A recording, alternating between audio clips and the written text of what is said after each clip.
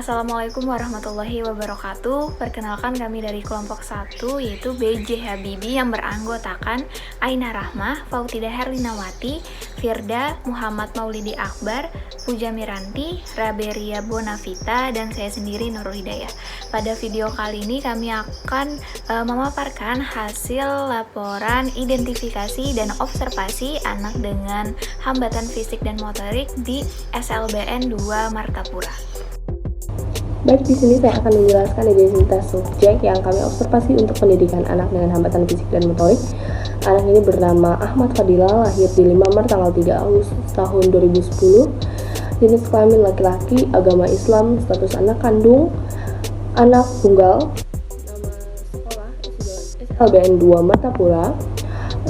Sekarang duduk di kelas 4 SD dan alamat Jalan Syekh Ahmad Asyad Al-Banjari nomor 76, Desa Limamar, Kecamatan Asambu, Kabupaten Banjar, Kalimantan Selatan. Riwayat kelahiran dan perkembangan anak. Riwayat kelahiran. Perkembangan pada masa kehamilan terbilang cukup normal, dan saat kehamilan ibu tidak memiliki penyakit apapun, dan usia kandungan pun normal juga 9 bulan, dimana saat proses kelahirannya itu juga normal seperti biasa. Saat kelahiran si Fadilah kelahiran Fadilah itu bertempat di rumahnya sendiri dengan dibantu oleh bidan. Saat kelahiran ada sedikit gangguan, dimana proses kelahirannya itu terbilang cukup lama daripada biasanya. Serta setelah kelahiran Fadilah ini tidak menangis lebih dari 12 jam. Dan Fadilah saat lahir memiliki berat 3,2 kg. Perkembangan masa balitanya, Fadilah menyusu ASI hingga umur 4 tahun. Terus dilanjutkan dengan meminum susu kaleng dari 5 tahun sampai sekarang. Untuk imunisasinya si Fadilah cukup lengkap, di mana si Fadilah selalu melakukan pemeriksaan rutin, dan kualitas makannya pun cukup terjaga dan baik, dan kuantitas makannya juga cukup baik. Untuk Fadilah juga tidak memiliki kesulitan saat makan kesulitan makan. Untuk perkembangan fisiknya, si Fadilah dapat berdiri pada umur 7 tahun dan dapat berjalan pada umur 7 tahun walaupun masih dibantu gitu. Terus si Fadilah bisa berbicara dengan kalimat lengkap itu pada umur 6 tahun. Terus si Fadilah ini memiliki kesulitan gerakan yang dialami pada motorik kasar dan motorik halusnya, baik itu berjalan, berdiri, menulis, memegang benda atau lain-lainnya. Untuk gizinya si Fadilah ini status gizinya baik dan riwayat kesehatannya juga baik. Terus si Fadilah ini dominannya menggunakan tangan kanan. Pada perkembangan bahasanya, Fadilah bisa meraba dan berceloteh itu pada umur 2 tahun dan mengucapkan satu kata yang bermakna gitu, misalkan seperti Pak yang berarti Bapak tuh pada umur 4 tahun. Terus si Fadilah nih bisa berbicara dengan satu kata bermakna pada umur 4 tahun seperti Bapak gitu. Terus untuk berbicara dengan kalimat lengkap yang sederhana, si Fadilah bisa berbicara pada 6 tahun.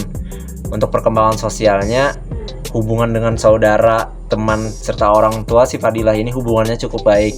Si Fadilah memiliki hobi, yaitu hobi berhitung 1, 2, 3, 4, 5, 6, 7, 8, 9, 10. Untuk minat, si Fadilah ini berminat dengan pembelajaran matematika, karena dia suka berhitung tadi. Untuk perkembangan pendidikannya, si Fadilah masuk SD atau masuk SLB pada umur 7 tahun. Dan selama SD si Fadilah tidak memiliki kesulitan. Si Fadilah juga tidak pernah tidak naik kelas. Untuk pelayanan khususnya yang diterima si Fadilah pernah melakukan terapi sirih dan fisioterapi. Walaupun prestasi belajar yang dicapai si Fadilah belum ada, si Fadilah suka dengan pelajaran matematika karena dia suka berhitung. Namun si Fadilah kurang suka dengan pelajaran membaca karena dirasanya pelajaran yang paling sulit. Terus si Fadilah terkadang cenderung malas karena dia suka dimanja sama orang tuanya. Selanjutnya di sini saya akan menjelaskan tentang masa prenatal, natal, dan postnatal. Jadi sebelum kehamilan si ibu ini tidak ada terjadi sesuatu riwayat penyakit apapun, dan si ibu ini tidak ada mengkonsumsi obat-obatan juga, dan tidak ada kegiatan yang memicu kecelakaan pada ibu tersebut. Namun sang ibu ada mengalami kejang dan demam yang biasa disebut penyakit step, dan kata ibunya step ini penyakit keturunan dari ibunya karena waktu kecil si ibu sering mengalami step. Jadi kamu simpulkan faktor prenatal ini dipengaruhi oleh penyakit bawaan oleh si ibu. Selanjutnya pada masa natal, di masa kehamilan, selama melahirkan ibu ini tidak ada terjadi sesuatu apapun. Ibu ini melahirkan secara normal seperti ibu-ibu pada umumnya. Lalu selama melahirkan, ibu ini terjadi melahirkan proses yang sangat lama dan hanya dibantu oleh bidan yang ada di kampung tersebut. Tidak ada bantuan bidan dari medis lainnya.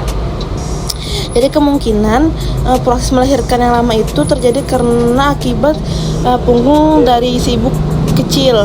Selanjutnya masa kehamilan postnatal. Di masa kelahiran si bayi sempat terjadi tanda merah di belakang punggung. Si bayinya ini menangis kejer selama 2 hari. Namun si ibu ini cuma membawa sang anak ke tukang pijat aja dan tidak membawa langsung ke dokter medis. Lalu si tukang pijat ini hanya mengurut anak tersebut dengan cara ditarik kedua tangannya. Lalu kami ada menyimpulkan bahwa ada kesalahan yang fatal akibat tidak adanya yang mendiagnosis dari anggota medis.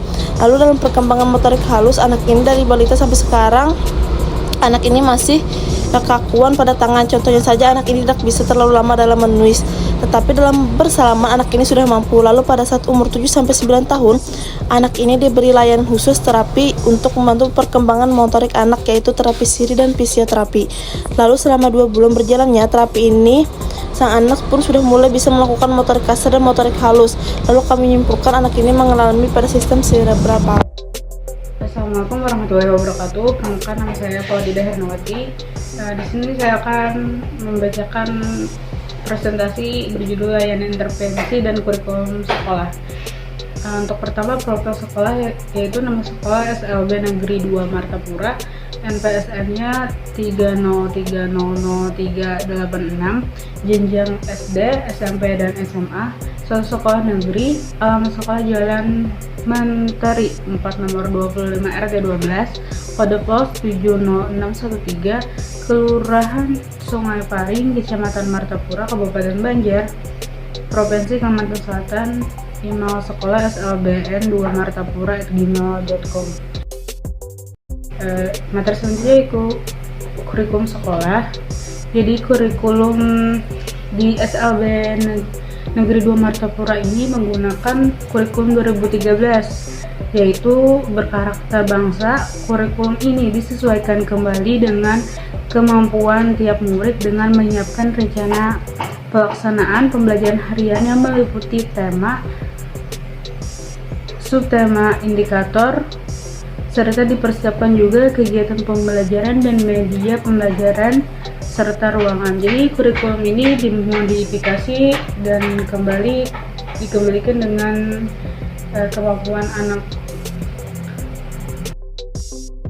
Selanjutnya adalah layanan pembelajaran yang diberikan oleh guru. Yang pertama adalah perencanaan pembelajaran.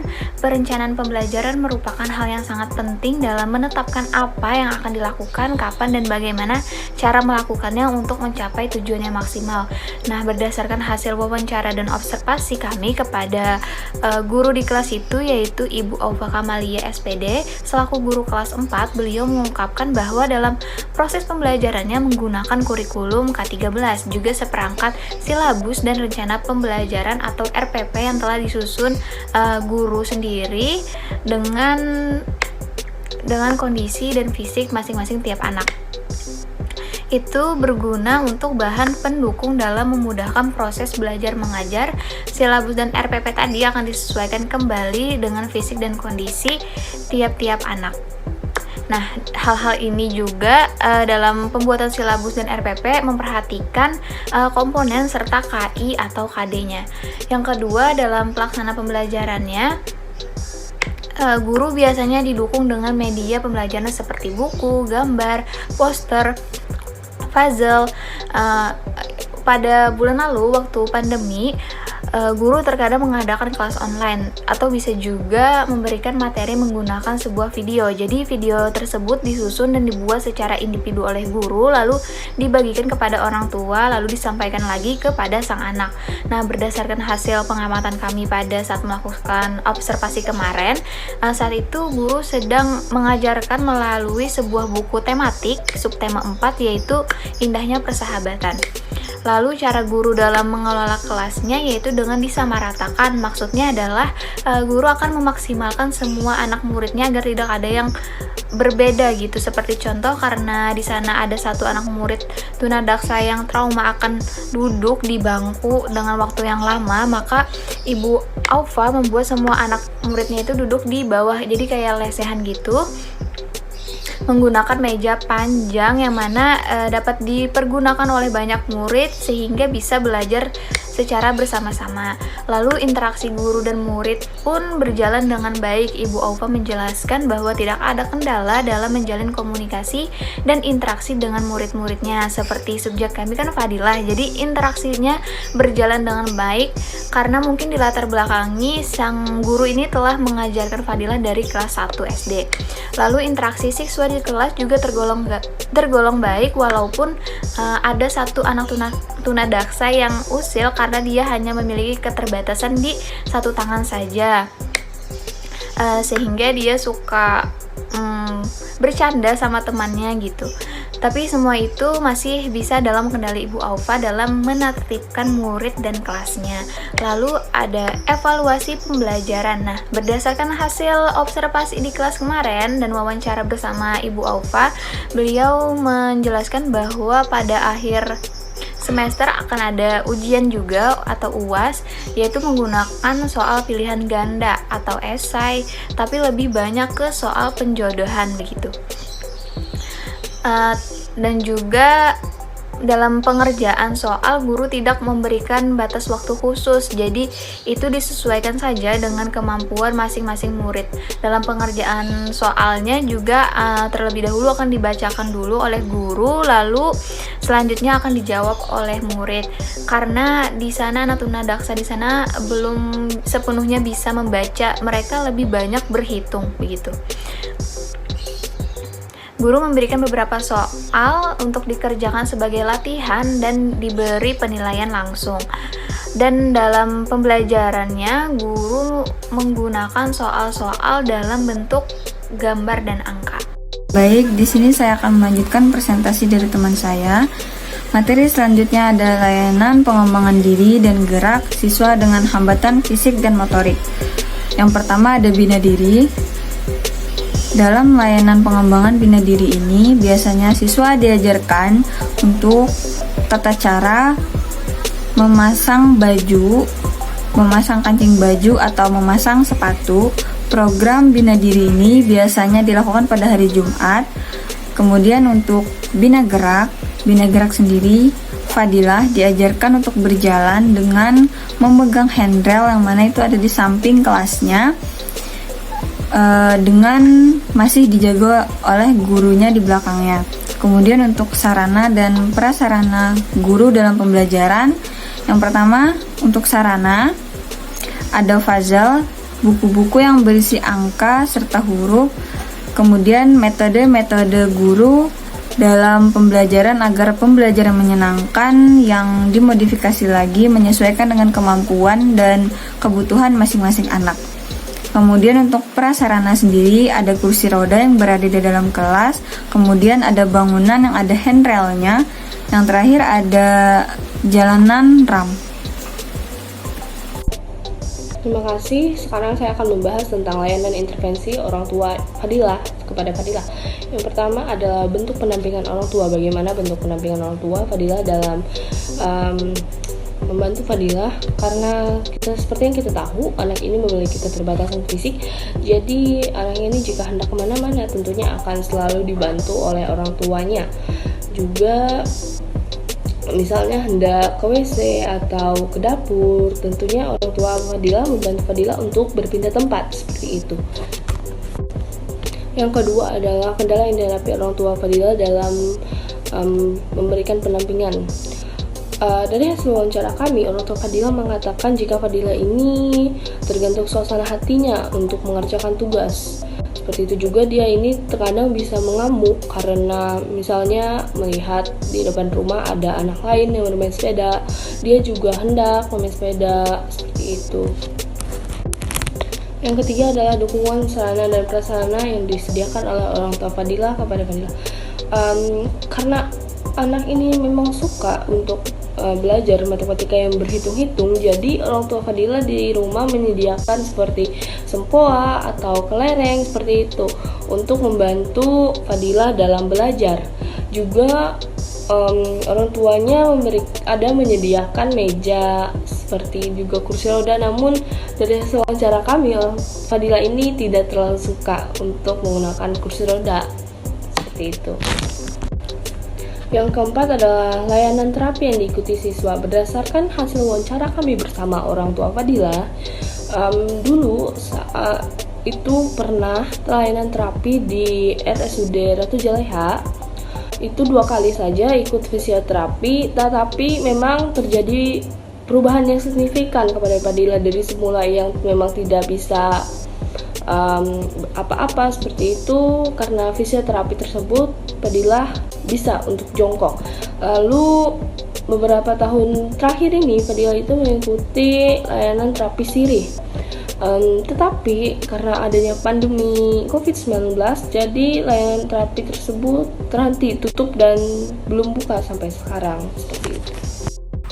Berdasarkan hasil identifikasi dan observasi penelitian terhadap anak yang mengalami hambatan fisik dan motorik, kami menyatakan anak yang kami identifikasi dan observasi yang bernama Fadil mengalami kelainan pada sistem cerebral yang termasuk kerusakan pada bagian otak atau disebut dengan cerebral palsy atau CP.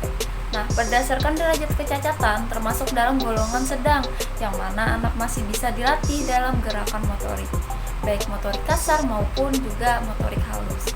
Nah, berdasarkan penggolongan topografi termasuk tipe paraplegia yang hanya lumpuh di bagian kedua tungkai kakinya, dan berdasarkan penggolongan fisiologi termasuk tipe campuran, yang mana tipe spastik dan tipe atasia terlihat dominan sesuai hasil observasi terhadap anak juga identifikasinya. Nah, untuk faktor penyebab juga terjadi mulai dari prenatal, terus juga faktor natal sampai dengan postnatal. Perkembangan anak dalam bersekolah juga banyak sekali karena sekolah memberikan layanan khusus dalam melatih bina gerak pada anak. Berbagai fasilitas, sarana, dan prasarana diberikan khusus untuk anak seperti kursi roda, handrail, tripod, dan lainnya. Dalam mengajar, guru juga menyediakan berbagai metode pembelajaran khusus untuk anak dengan cara memodifikasi belajar anak yang sesuai. Ada permainan puzzle untuk membantu pembelajaran agar anak tidak bosan, membiarkan anak menulis dan menggambar untuk melatih motorik halus, dan juga melatih motorik kasar anak seperti berjalan sendiri di handrail ketika sudah selesai pelajaran. Dalam penilaian pun juga guru menyesuaikan sesuai kemampuan anak. Untuk Fadil, guru melakukan penilaian pada angka dan huruf yang ia bisa. Dan untuk sistem pendidikan anak dengan hambatan fisik dan motorik juga sudah menggunakan kurikulum 2013. Baiklah, selanjutnya adalah kesimpulan. Jadi kesimpulan yang anggota kelompok 1 simpulkan adalah dari hasil observasi di SLBN Negeri 2 Martapura, kami mengidentifikasi Fadilah, salah satu anak dengan hambatan fisik dan motorik. Berdasarkan jenis hambatan anak, termasuk ke dalam jenis cerebral palsy atau CP. Ini ditandai dengan adanya faktor penyebab dan juga gejala yang menandakan bahwa anak ini memang termasuk ke dalam cerebral palsy, dan juga diperkuat dengan beberapa dokumen hasil diagnosa dari para ahli atau dokter. Faktor penyebabnya mulai dari prenatal, penyakit bawaan dari sang ibu berupa kejang atau step, faktor natal, mengalami proses kelahiran yang lama yang diakibatkan karena tulang pinggangnya yang sempit, dan juga ketuban pecah dini.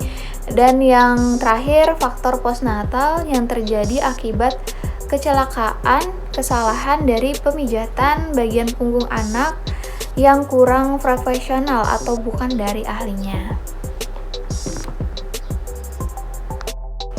Baiklah, itu tadi pemaparan hasil laporan observasi dan identifikasi yang kami lakukan di SLBN 2 Martapura. Saya mewakili anggota kelompok 1 meminta maaf apabila ada kesalahan dalam penyampaian kata, ucapan maupun kalimat yang telah kami paparkan. Wassalamualaikum warahmatullahi wabarakatuh.